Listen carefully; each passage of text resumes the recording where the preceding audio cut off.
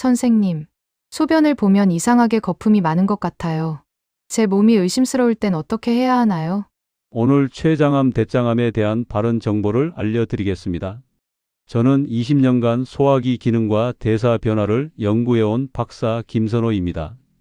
어제까지 멀쩡하던 분이 몇 주 뒤 돌이킬 수 없는 상태에 이르는 모습을 연구 현장에서 여러 번 보면서 한 가지를 확신하게 됐습니다. 몸은 분명히 먼저 경고를 보냅니다. 다만 우리가 그 신호를 모를 뿐입니다. 요즘 몇 주 동안 이상한 증상이 반복되는데도 그냥 나이 탓으로 넘기고 계신다면 지금 이 순간이 너무 중요할 수 있습니다. 아침에 거울을 보면서 혀 색깔이 이상하다고 느끼신 적 있으신가요? 소변 보고 나서 거품이 평소보다 많이 남아있는 걸 보고 그냥 넘기신 적은요? 식사를 하고 나면 유독 배가 딱딱하게 부푸는 느낌이 드시나요? 이런 작은 변화들을 단순히 노화 현상이라고 생각하고 지나치는 분들이 정말 많습니다. 하지만 제가 지난 20년 동안 수많은 사례를 분석하고 추적하면서 알게 된 건 이런 신호들이 우연히 나타나는 게 아니라는 점입니다. 우리 몸 안에서는 지금 이 순간에도 수많은 화학 반응이 일어나고 있고 그 과정에서 균형이 무너지면 반드시 겉으로 드러나는 신호가 생깁니다. 제가 가장 안타까웠던 경우는 이런 신호를 6개월 이상 방치하셨다가 결국 일상생활이 힘들어진 분들을 만날 때입니다. 그분들 대부분이 이렇게 말씀하세요. 진작 알았더라면 조금만 더 신경 썼을 텐데 이게 이렇게 중요한 신호인 줄 몰랐다고요. 그래서 오늘은 여러분께 제가 현장에서 직접 경험하고 확인한 몸의 경고 신호들을 정확하게 알려드리려고 합니다. 이 내용은 단순한 건강 정보가 아니라 여러분의 일상을 완전히 바꿀 수 있는 실전 지식입니다. 제가 연구실에서만 쌓은 이론이 아니라 실제로 많은 분들이 작은 변화를 통해 건강을 되찾은 사례들을 바탕으로 정리한 내용이니까요. 지금부터 끝까지 집중해서 들어주시면 여러분도 자신의 몸이 보내는 신호를 정확하게 읽을 수 있게 되실 겁니다. 특히 60대 이후에는 우리 몸의 대사 기능이 예전보다 약 30% 정도 느려지기 시작합니다. 이건 자연스러운 현상이지만 문제는 이 변화를 제대로 이해하고 대응하는 사람이 거의 없다는 겁니다. 그냥 나이 들면 다 이런가 보다 하고 넘기는 순간 작은 불편함은 점점 더 큰 문제로 확대됩니다. 오늘 여러분이 이 영상을 끝까지 보시면 최소한 자신의 몸 상태를 스스로 체크하는 습관을 가질 수 있습니다. 그리고 언제 주의해야 하는지, 어떤 신호가 나타났을 때 생활 습관을 바꿔야 하는지 명확하게 아실 수 있어요. 여러분도 최근 몸에서 어떤 변화가 느껴지시나요? 제가 몇 해 전 연구 상담을 했던 한 분이 떠오릅니다. 경기도에 사는 큰형님 또래 분이었는데요. 67세 최용진님이라는 분이셨습니다. 이분은 아침마다 소변에 거품이 많고 식사 2시간 뒤면 배가 유난히 단단해지는 증상이 몇 달이나 이어졌다고 하더군요. 가족들은 그냥 위장이 약해졌다고 생각하셨고 본인도 나이 들면 다 그런 줄 알고 넘기셨습니다. 그런데 이분이 제게 상담을 요청하신 이유는 따로 있었습니다. 어느 날 거울을 보는데 혀 색이 평소보다 너무 노랗게 변해 있더래요. 양치질을 아무리 해도 색이 돌아오지 않고 손발은 차가운데 얼굴만 뜨거워지는 증상까지 겹쳤습니다. 그제야 뭔가 심상치 않다는 생각이 드셨던 거죠. 최용진님은 그때까지도 이 증상들이 서로 연결되어 있다는 걸 전혀 몰랐습니다. 제가 이분의 생활 패턴을 자세히 들어보니 아침 식사는 거의 건너뛰고 점심은 기름진 음식 위주로 드시고 저녁에는 과식하는 경우가 많았습니다. 게다가 수분 섭취는 하루 500ml도 안 되고 걷기 운동은 일주일에 한두 번 정도만 하셨어요. 이런 생활이 3년 넘게 이어지면서 몸 안에서는 서서히 균형이 무너지고 있었던 겁니다. 그래서 저는 이분께 아주 간단한 3가지만 바꿔보시라고 제안했습니다. 첫째, 아침에 일어나자마자 미지근한 물 한 컵을 천천히 마시기. 둘째, 점심 식사 후 90분쯤 10분 정도만 가볍게 걷기. 셋째, 저녁 식사량을 평소에 70%로 줄이고 채소 비율을 늘리기. 딱 이 3가지였습니다. 놀라운 건 이 작은 변화만으로도 2주 만에 증상이 눈에 띄게 줄어들었다는 겁니다. 소변 거품도 확 줄었고 식후 복부 팽만감도 많이 완화됐어요. 혀 색도 한 달 뒤에는 거의 정상으로 돌아왔습니다. 최용진님은 그때 이렇게 말씀하셨습니다. 이렇게 간단한 방법으로 이렇게 달라질 줄 몰랐다고. 진작 알았으면 몇 년을 편하게 지낼 수 있었을 텐데 너무 아깝다고요. 저는 이런 사례를 볼 때마다 작은 신호를 조금만 빨리 알아차리면 얼마나 많은 분들이 더 건강하게 지낼 수 있을까 늘 아쉽습니다. 사실 우리 몸이 보내는 신호는 결코 복잡하지 않습니다. 다만 그 신호를 해석하는 방법을 모르기 때문에 그냥 지나치는 거죠. 오늘 제가 이 영상에서 말씀드릴 내용은 바로 그 신호를 정확하게 읽어내는 방법입니다. 이 이야기를 끝까지 들어야 전체 흐름을 알 수 있습니다. 뒤에 나올 5가지 신호와 그에 대응하는 실천법을 모두 이해하셔야만 진짜 변화를 만들 수 있거든요. 만약 중간에 영상을 끄시면 가장 중요한 실천법을 놓치게 됩니다. 특히 4장에서 말씀드릴 하루 루틴 관리법은 여러분의 생활 전체를 바꿀 수 있는 핵심 내용이에요. 혹시 아직 구독과 좋아요를 누르지 않으셨다면 지금 바로 눌러주세요. 이 채널은 여러분의 건강한 노년을 응원합니다. 끝까지 보시면 왜 지금 당장 여러분의 작은 습관을 바꿔야 하는지 분명하게 깨닫게 되실 겁니다. 오늘 이 영상에서 말씀드릴 내용은 여러분의 건강관리 방식을 완전히 바꿀 수 있는 중요한 지혜입니다. 제가 20년 동안 연구하면서 가장 확실하게 알게 된 건 건강은 거창한 노력보다 작은 습관의 반복으로 만들어진다는 사실입니다. 여러분이 오늘 하루 물 한 잔을 더 마시고 10분을 더 걷고 식사량을 조금만 조절하는 그 작은 실천이 쌓여서 6개월 뒤 완전히 다른 몸 상태를 만들어냅니다. 이렇게 작은 변화만으로도 달라질 수 있습니다. 그럼 이제 본격적으로 우리 일상에서 반복되면 위험 신호일 수 있는 요소들을 하나씩 짚어보겠습니다. 각각의 신호가 무엇을 의미하는지, 왜 나타나는지, 그리고 어떻게 대응해야 하는지 구체적으로 말씀드릴게요. 첫 번째로 말씀드릴 신호는 소변 거품 변화입니다. 아침에 일어나서 첫 소변을 볼 때 거품이 유난히 많고 한참 동안 사라지지 않는 경험 있으신가요? 많은 분들이 이걸 그냥 수분 부족이나 전날 저녁에 먹은 음식 때문이라고 생각하시는데요. 물론 일시적으로는 그럴 수 있습니다. 하지만 이 증상이 2주 이상 계속된다면 이건 단순한 수분 부족 문제가 아닙니다. 우리 몸에서 소변이 만들어지는 과정을 보면 신장이 혈액을 걸러내면서 노폐물과 여분의 수분을 배출하는 건데요. 이 과정에서 담즙 흐름이나 대사 균형이 흔들리면 소변의 점도가 달라집니다. 쉽게 말해서 소변에 포함된 성분이 평소와 다르게 변하는 거죠.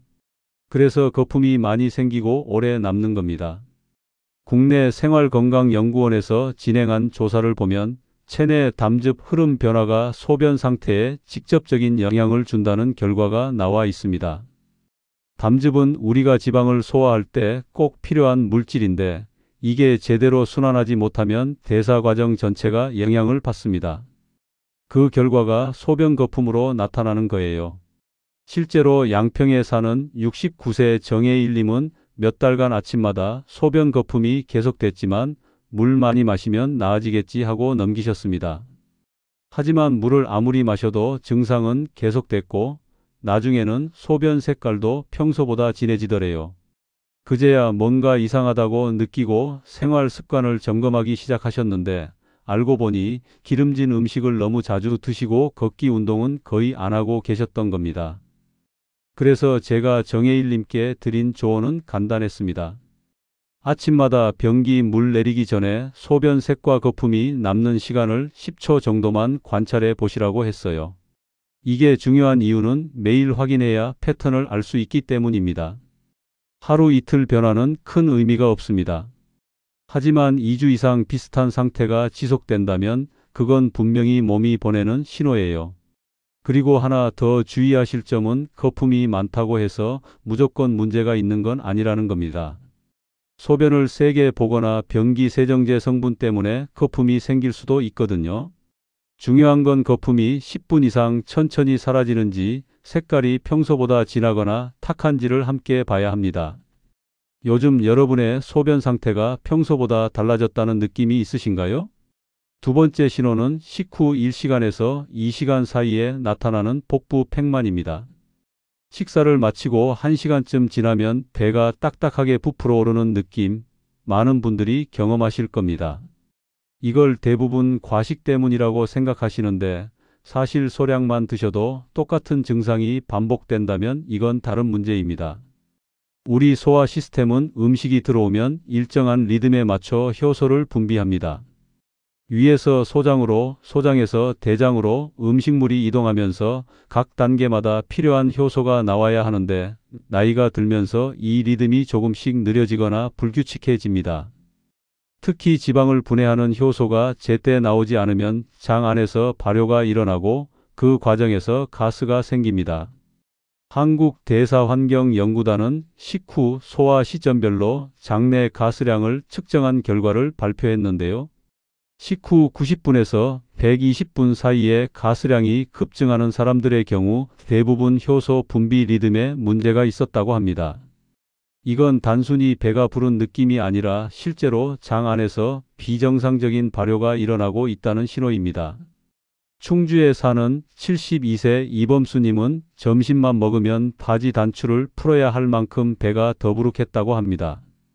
아침이나 저녁은 괜찮은데 유독 점심 식사 후에만 이런 증상이 나타났대요. 처음에는 점심에 먹는 음식이 문제인가 싶어서 메뉴를 바꿔봤지만 소용이 없었습니다. 알고 보니 점심 식사 후 바로 앉아서 일하는 습관 때문에 장 운동이 제대로 안 되고 있었던 거예요. 그래서 제가 이범수님께 권해드린 방법은 식후 90분쯤 가볍게 10분만 걷는 겁니다. 이렇게 하면 장 운동이 자연스럽게 활성화되면서 가스가 원활하게 배출됩니다. 실제로 이 방법을 2주 정도 실천하니까 복부 팽만감이 절반 이상 줄었다고 하시더라고요. 산책까지는 아니어도 집안을 천천히 걸어 다니는 것만으로도 충분합니다. 여기서 주의하실 점은 과식 후의 팽만감과는 구분해야 한다는 겁니다. 과식하면 당연히 배가 부르고 불편하죠. 하지만 제가 말씀드리는 건 소량을 드셨는데도 특정 시간대에만 배가 단단하게 부푸는 경우입니다. 이게 일주일에 3번 이상 반복된다면 효소 분비 리듬을 점검해 봐야 합니다. 여러분은 보통 식후 몇 시간대에 배가 가장 불편하신가요? 세 번째로 알아볼 신호는 혀 색 변화입니다. 아침에 양치하기 전에 거울로 혀를 한번 보세요. 혀 중앙 부분이 평소보다 노랗게 변했거나 표면이 거칠어 보인다면 이것도 중요한 신호입니다. 많은 분들이 혀가 노래지면 입안이 더러워서 그런 거라고 생각하고 혀 클리너로 열심히 닦으시는데 그건 근본 원인을 해결하는 방법이 아닙니다. 혀는 우리 몸의 소화기관 상태를 그대로 반영하는 거울입니다. 특히 혀 중앙 부분은 담즙 대사와 밀접하게 연결되어 있어요. 담즙이 제대로 순환하지 않으면 몸 안에 노폐물이 쌓이고 그게 혀 색깔로 나타나는 겁니다. 혀 표면이 거칠어지는 건 점막 재생이 제대로 안 되고 있다는 뜻이고요. 한국전인건강학회에서 발표한 논문을 보면 혀의 색과 질감이 소화기관 기능과 직접 연관된다는 연구 결과가 있습니다. 특히 혀 중앙이 노랗고 가장자리가 붉은 경우 장내 혈순환에 문제가 있을 가능성이 높다고 해요. 이런 상태가 오래 지속되면 입 냄새도 함께 심해지는 경우가 많습니다. 용인에 사는 74세 박문희님은 양치질을 아무리 해도 혀 색이 계속 노랗게 남아서 이상함을 느끼셨습니다. 처음에는 혀 클리너를 하루에 3번씩 쓰면서 열심히 닦으셨대요. 하지만 닦을 때만 잠깐 깨끗해지고 몇 시간 지나면 다시 노래지더랍니다. 이건 표면 문제가 아니라 몸 안쪽 문제였던 거죠. 그래서 제가 박문희님께 권한 건 매일 아침 양치 전에 거울로 혀의 중앙과 가장자리 색을 3초만 체크해 보시라는 겁니다. 그리고 혀 클리너 사용은 주 3회 이하로 줄이시라고 했어요. 과도하게 닦으면 오히려 점막이 자극받아서 회복이 더딥니다. 대신 물을 자주 마시고 기름진 음식을 줄이면서 몸 안쪽 균형을 맞추는 데 집중하셨습니다. 한 달 정도 지나니까 혀 색이 자연스럽게 연해지더래요. 억지로 닦지 않아도 점막이 건강하게 재생되면서 색이 돌아온 겁니다. 혀 클리너는 보조 도구일 뿐이고 진짜 중요한 건 몸 안쪽 환경을 개선하는 거예요. 오늘 아침 여러분의 혀 색을 확인해 보셨나요? 네 번째 신호는 양쪽 무릎의 동시 경직입니다.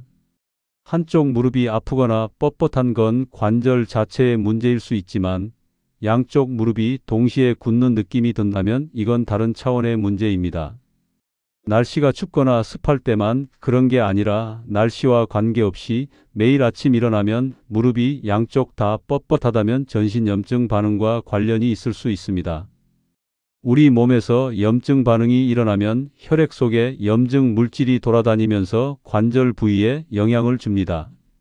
특히 무릎은 체중을 지탱하는 관절이라 염증 물질이 쌓이기 쉬운 부위예요. 한국노년생체반응연구팀이 발표한 자료를 보면 전신 염증도가 높은 사람일수록 양쪽 무릎 경직을 호소하는 비율이 3배 이상 높았다고 합니다.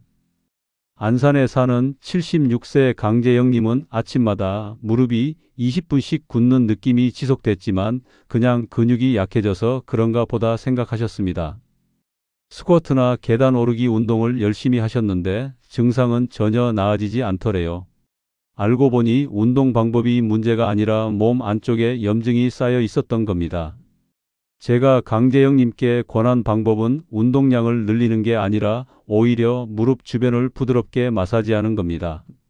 잠들기 전에 무릎 주변을 5분 정도 손바닥으로 부드럽게 원을 그리면서 쓸어내리는 거예요. 이렇게 하면 림프 순환이 좋아지면서 염증 물질이 배출되는 데 도움이 됩니다. 여기서 절대 주의하셔야 할 건 통증이 심할 때는 강한 압을 주지 말라는 겁니다. 마사지는 아프지 않을 정도로 부드럽게 해야 효과가 있습니다. 강재영 님도 이 방법을 꾸준히 하면서 기름진 음식을 줄이고 생선과 채소 위주로 식단을 바꾸니까 한 달 만에 아침 무릎 경직이 절반 이상 줄었다고 하시더라고요.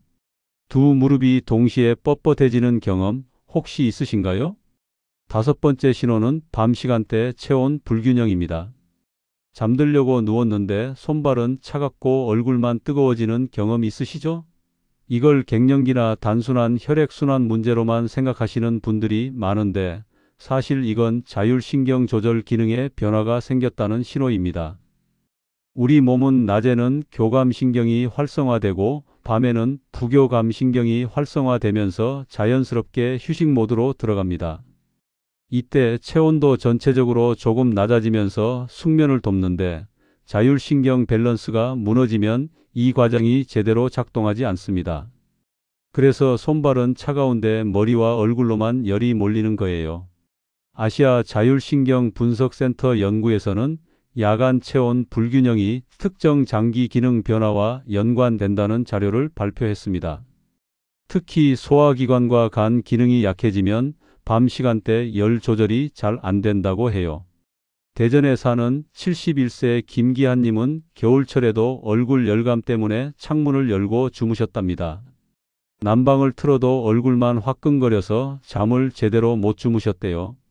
제가 김기한님께 알려드린 방법은 478호흡법입니다.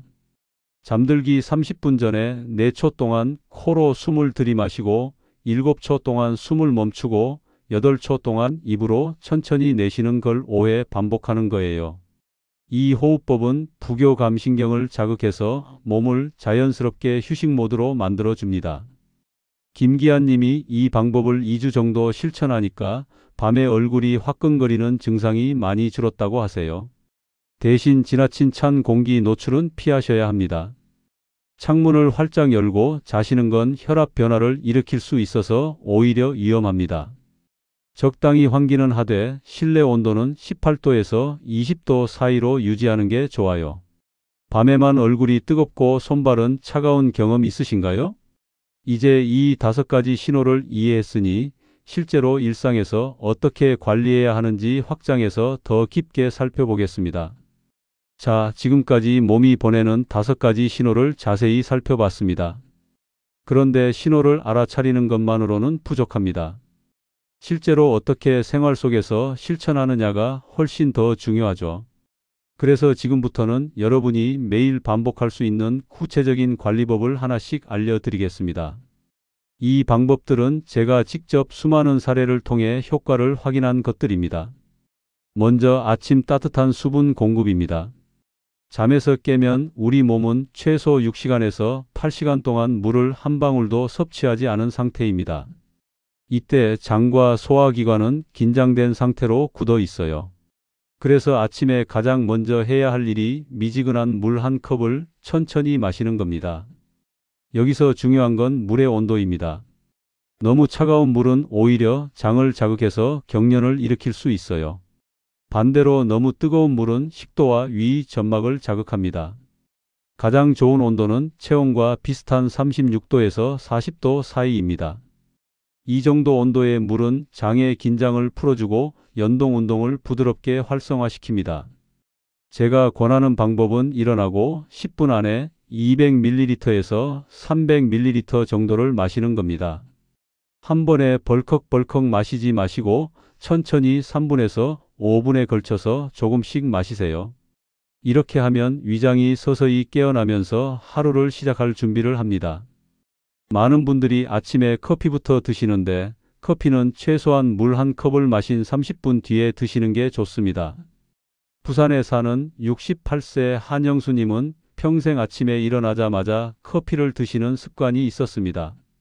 그런데 이 습관을 바꿔서 먼저 미지근한 물을 한 컵 마시고 30분 뒤에 커피를 드시니까 오전 내내 속이 편안하더래요. 전에는 아침만 되면 속이 쓰리고 가스가 차는 느낌이 있었는데 이 작은 변화만으로도 완전히 달라졌다고 합니다. 오늘 아침 물은 얼마나 드셨나요? 두 번째로 말씀드릴 방법은 저녁 복부 릴렉스 마사지입니다.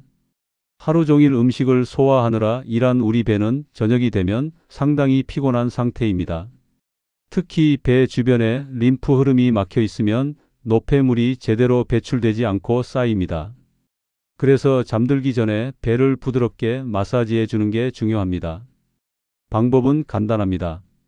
명치 아래 약 5cm 지점에 손바닥을 대고 시계 방향으로 천천히 원을 그리면서 3분 정도 돌려주세요. 너무 세게 누르지 마시고 살짝 누르는 느낌으로 부드럽게 움직이는 게 핵심입니다. 이렇게 하면 장의 연동 운동이 자극되고 림프 순환도 좋아집니다. 단, 식사 직후에는 절대 하지 마세요. 음식이 아직 위에 남아있을 때 배를 자극하면 소화에 방해가 됩니다. 최소한 식후 2시간은 지난 뒤에 하는 게 좋아요. 가장 좋은 타이밍은 잠들기 30분 전입니다. 마사지를 하면서 깊게 숨을 쉬면 더 효과적입니다. 대구에 사는 70세 최영미님은 매일 밤 배가 더부룩해서 잠들기 힘들어 하셨습니다. 그래서 제가 이 마사지 방법을 알려드렸더니 일주일 만에 저녁 복부 불편감이 확 줄었다고 하시더라고요. 지금은 매일 저녁 이 루틴을 빠뜨리지 않고 하신답니다. 자기 전 3분 투자 가능하실까요? 세 번째는 478호흡 루틴입니다. 아까 5장에서도 잠깐 말씀드렸는데 이 호흡법은 정말 강력합니다.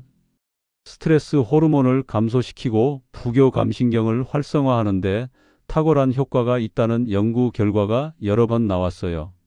특히 밤에 잠들기 어려운 분들이나 낮에 긴장이 많은 분들에게 정말 추천합니다. 방법을 다시 한번 자세히 말씀드릴게요.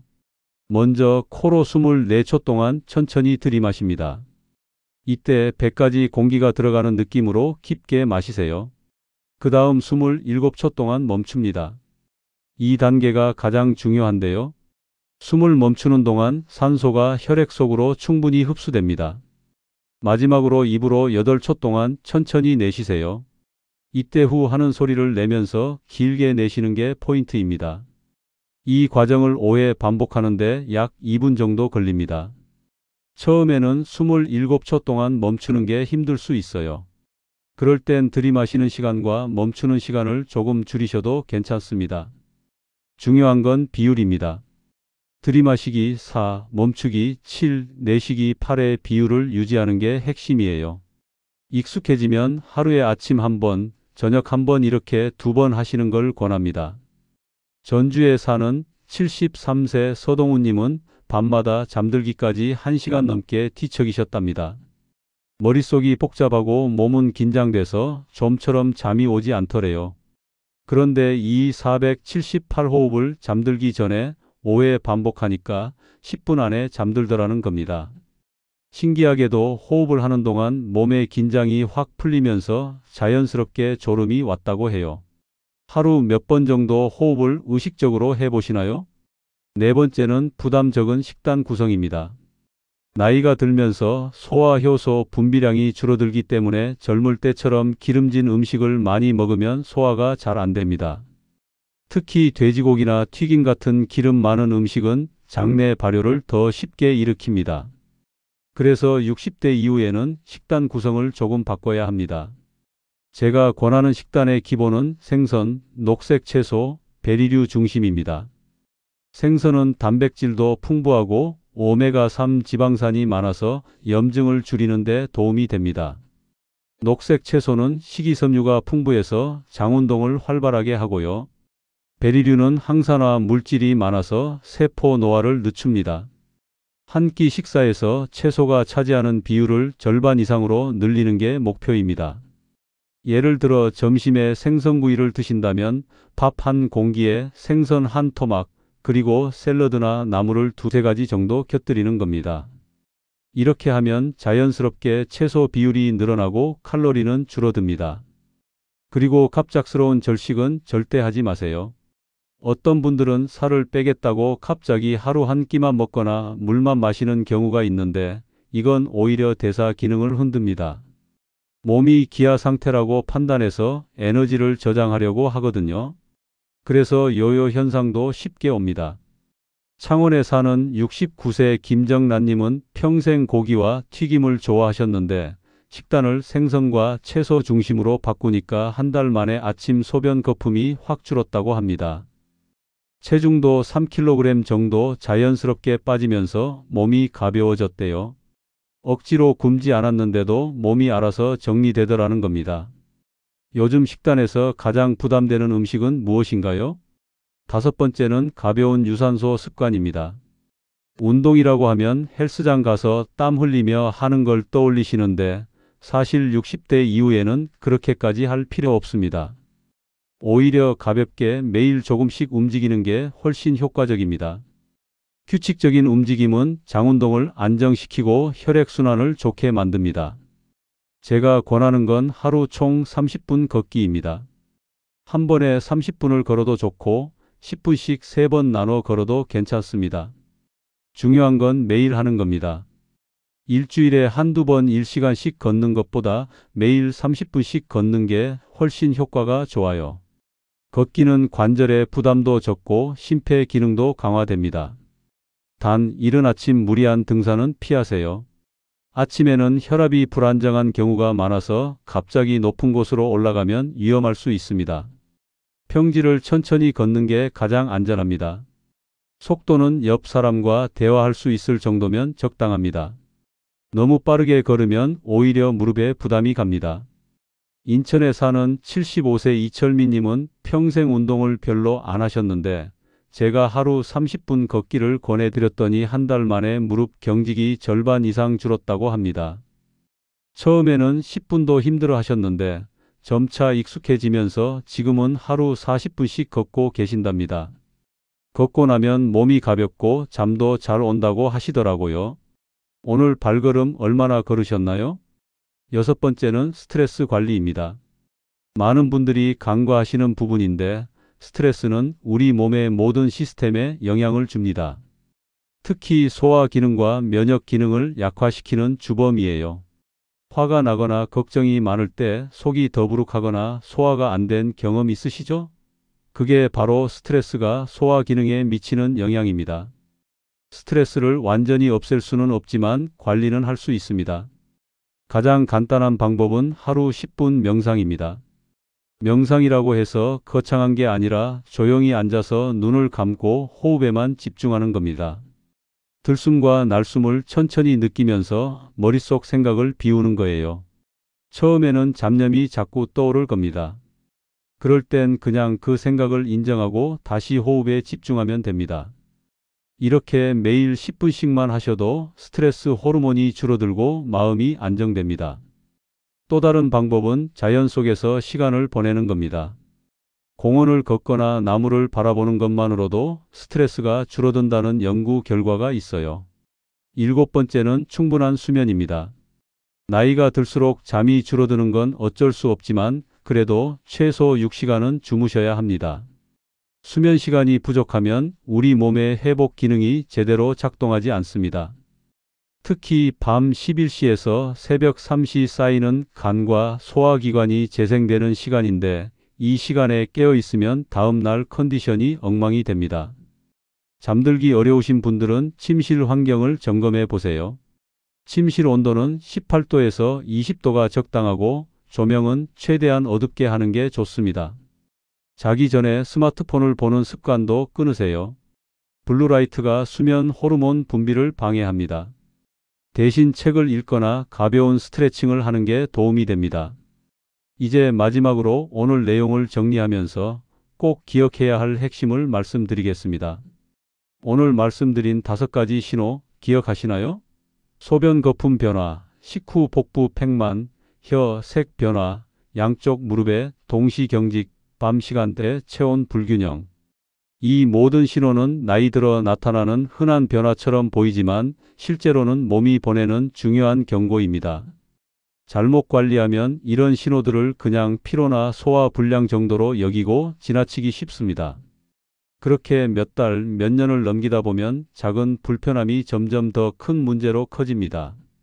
아침에 일어나기 힘들고 하루 종일 몸이 무겁고 밤에는 잠도 제대로 못 자는 악순환이 반복되는 거죠. 하지만 제대로 관리하면 이야기가 완전히 달라집니다. 작은 변화만으로도 몸의 안정감을 되찾을 수 있습니다. 아침에 미지근한 물 한 컵을 마시는 것, 식후 10분 걷기, 저녁에 배를 부드럽게 마사지하는 것, 478호흡을 하는 것, 식단을 조금 바꾸는 것. 이런 작은 습관들이 쌓여서 6개월 뒤에는 완전히 다른 몸 상태를 만들어냅니다. 제가 20년 동안 연구하면서 확신하게 된 건 건강은 하루아침에 무너지지도 않고 하루아침에 회복되지도 않는다는 겁니다. 매일매일 작은 선택이 쌓여서 결과를 만드는 거예요. 오늘 물 한 잔 더 마시고 10분 더 걷고 기름진 음식 대신 채소를 선택하는 그 작은 실천이 여러분의 미래를 바꿉니다. 오늘 당장 실천할 단 하나를 고르라면 저는 아침 수분 루틴을 추천드립니다. 가장 쉬우면서 효과가 즉각적인 습관이기 때문입니다. 내일 아침 눈 뜨자마자 미지근한 물 한 컵을 천천히 마셔보세요. 딱 3일만 해보시면 몸이 달라지는 걸 느끼실 겁니다. 아침에 화장실 가는 게 편해지고 오전 내내 속이 편안하고 점심 식사도 한결 가볍게 느껴질 거예요. 그 다음은 식후 10분 걷기를 더해보세요.